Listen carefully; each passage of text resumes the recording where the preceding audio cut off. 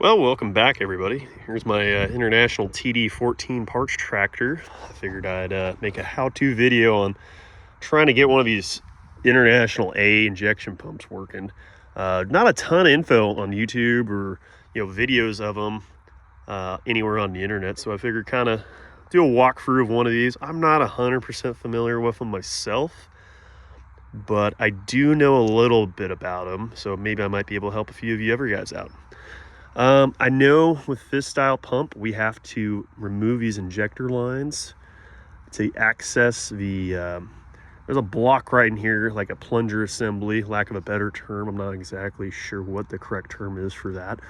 I believe they're stuck on this one because I was not able to get fuel out of any one of these injectors.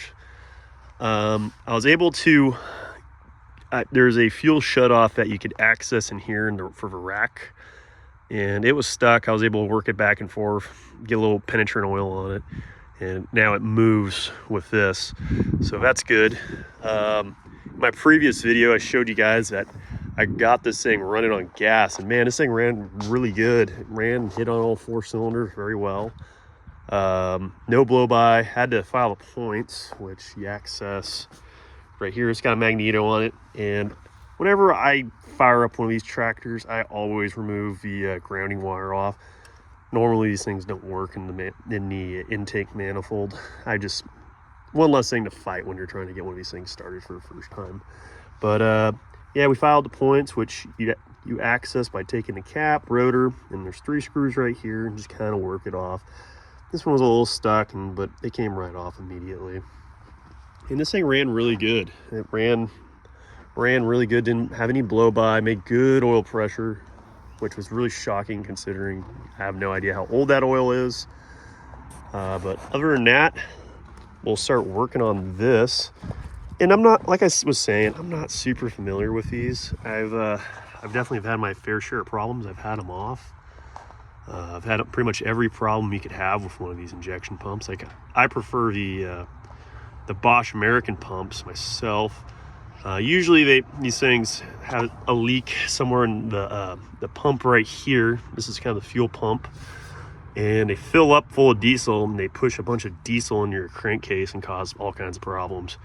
So let me just cut to the other style pump that I'm a little bit more familiar with, and I'll kind of show you the differences. Well, here's the other style pump. This is actually on my 1946 International TD14, and this is one I just did the clutches in, and it runs really well, but that's another day and another video. This is the subject that we're going to talk about right now. This is the Bosch American pump. This is the pump I like a lot more on these tractors. Are a little bit simpler in my opinion. They never really seem to have too many problems.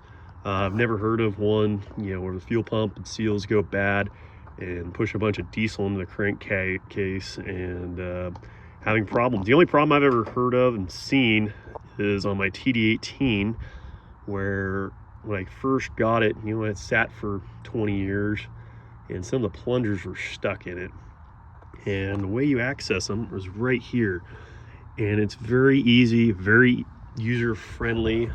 Just take these 4 bolts off right here, pop the cover off, and you have access to them, and you can pop them all loose, and it makes it a lot easier. I'm not sure, unfortunately, I'm not sure if you could get parts for these ones anymore. I know you could kind of get some parts for the A series pumps a little bit easier, but for these, I'm not sure. However, I've hardly ever seen one of these go bad.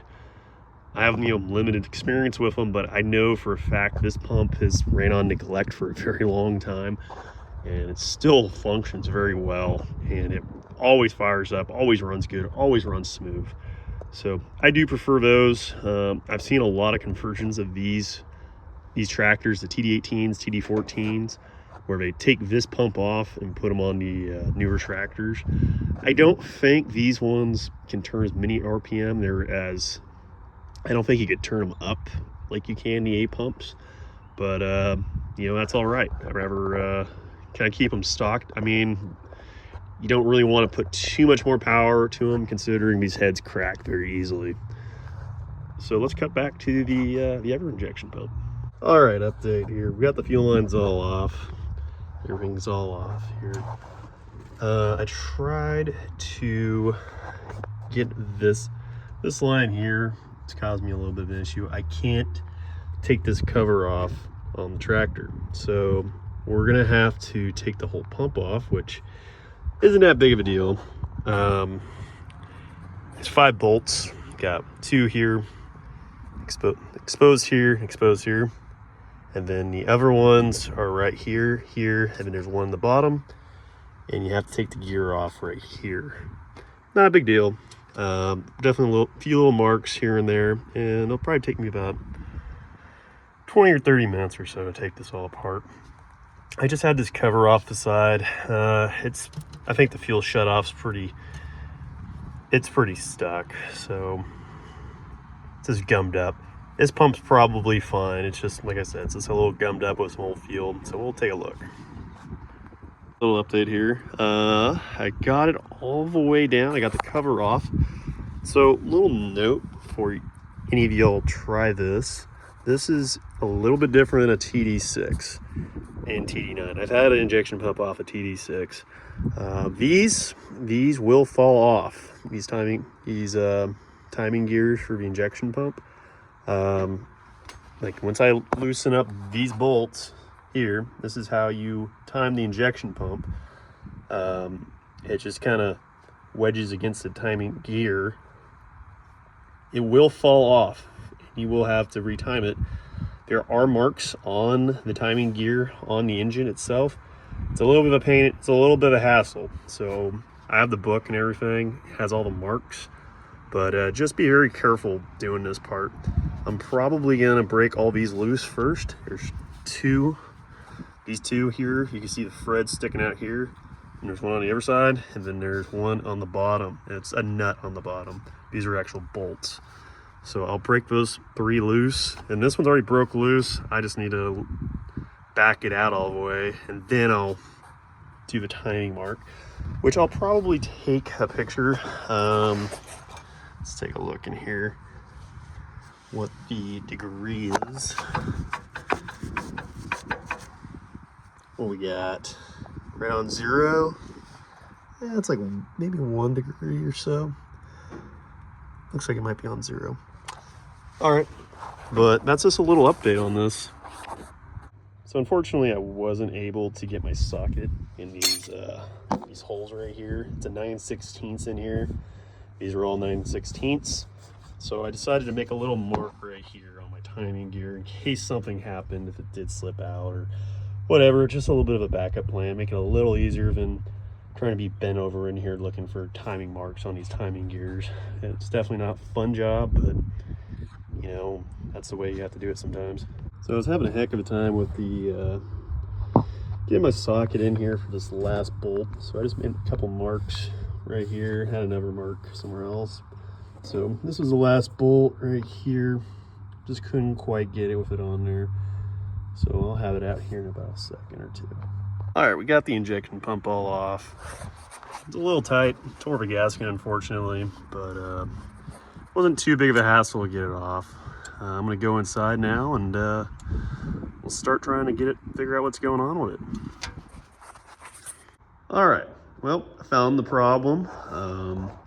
Forgot what this part's called, but this gear right here, this is part of the throttle system, and this is what distributes the fuel to the rack, or whatever you want to call them, the plungers in here.